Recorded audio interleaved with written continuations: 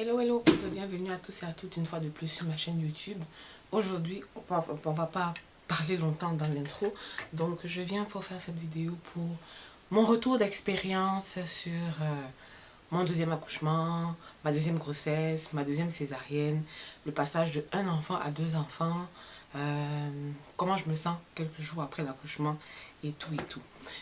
Donc, pour le commencement de l'histoire, déjà ce qu'il faut savoir, c'est que j'ai eu une deuxième grossesse super agréable. Donc, déjà, quand on dit souvent que une femme enceinte a plusieurs grossesses et que les grossesses peuvent ne pas se ressembler, c'est vraiment vrai. Avec Raphaël, c'était une grossesse vraiment super compliquée. J'avais beaucoup d'inconfort, j'ai eu des fibromes, j'ai eu des kystes, j'ai passé beaucoup de temps à l'hôpital. J'avais des suivis rapprochés beaucoup avec le gynécologue, pendant que pour ma deuxième grossesse, c'était une grossesse vraiment facile. J'ai même pas eu de... J'ai vomi 2 fois. J'ai vomi 2 fois au premier trimestre. Raphaël, j'avais perdu 5 kilos au début de la grossesse. Ici, j'ai vomi 2 fois, je mangeais tout le temps, j'avais pas beaucoup de malaise. Donc ça, c'est dans le suivi de la grossesse. Maintenant, pour la décision de l'accouchement, j'ai décidé d'aller aussi avec une césarienne pour ce deuxième accouchement parce qu'il y avait des risques de déchirure de ma cicatrice, parce que j'étais pas préparée à faire un accouchement par voie basse et je préférais la césarienne.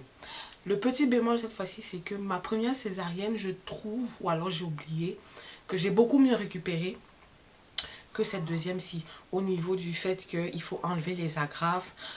J'ai pas complètement cicatrisé, donc il y a une partie où on a pu enlever les agrafes, il y a une partie où je dois encore attendre que ça cicatrise pour qu'on puisse m'enlever les agrafes. Je m'accroche souvent avec les agrafes cette fois-ci dans mes caleçons. Je ressens un peu plus de douleur, mais c'est ça.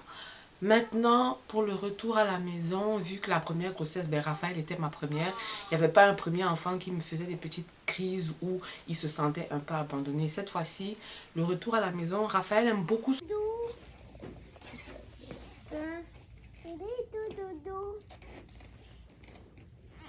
Oui. Ça reste du bon sang. Oh non, des bébés. Regarde, bébé. Bébé, il est là. Des bébés. Oui, le bébé est là. Ouais. Est-ce que tu vas rester tranquille maintenant? Tu vas laisser le bébé tranquille? C'est parfait. Son frère, elle veut beaucoup participer. C'est juste qu'il y a des petits moments où elle voudrait qu'on ait de l'attention pour elle. Donc, ce qu'on conseille, c'est des fois de prendre même 5 minutes, 2 minutes de son temps pour refaire quelques petites routines que tu faisais avec le premier enfant. Si, par exemple, tu jouais souvent avec lui quand il rentrait de l'école, ben, tu prends 2 minutes, tu joues avec lui. Après, lui, ça le rassure et il peut retourner à faire ses affaires. C'est effectivement ça qui est fait. Donc samedi, le retour à la maison, ça a été compliqué parce qu'elle se cherchait. Mais là, depuis qu'on nous a donné les tips pour, ok, faites un peu ci avec ça, machin, ça passe. Donc le passage de 1 à 2, c'est toujours compliqué pour l'enfant qui est là. Il faut pouvoir l'intégrer dans la routine, il faut pouvoir le faire participer. Quand tu changes la couche, si tu vois qu'elle veut changer la couche, ben on refuse pas. Elle veut toucher son frère, elle veut faire des bisous et tout.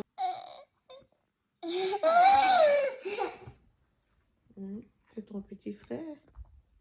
C'est quoi? Ton petit frère. C'est Yo, bébé, regarde. Oui. Tu regardes? Et tout. Donc, moi j'estime que voilà les choses qu'il faut savoir pour quelqu'un qui veut se lancer dans la maternité et tout, de savoir que les accouchements, les grossesses ne sont pas pareilles, de savoir que la douleur, le seuil de tolérance à la douleur de chacun n'est pas pareil, qu'il y a le postpartum, la dépression postpartum qui vient, la chute des hormones. Bon, moi en ce moment je suis dans la chute des hormones, donc je suis un peu irritable, mais dépression postpartum, je ne sais pas si je vais la faire cette fois-ci, je ne sais pas si je l'ai faite à ma première grossesse. J'ai pas le souvenir que j'ai fait une dépression postpartum. Vraiment, mes enfants, je les ai voulus, je les ai attendus, je les ai rêvés.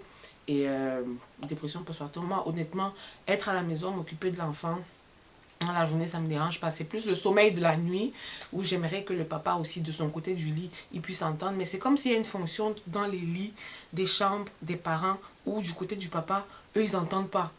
tous les bruits sont du côté de la maman en fait. Elle entend le bébé se réveiller, il faut changer la couche, puis tu dors pas forcément. Donc là, j'attends avec impatience qu'il prenne son congé de paternité, 10 jours là pour pouvoir dormir, souffler. Donc c'est ça. Je pense pas qu'il fallait rajouter grand chose à cette vidéo. Donc là, c'est sûr rajouter. Et puis bon, donc c'est ça. On se retrouve à très prochainement pour une autre vidéo. Je vous fais des bisous.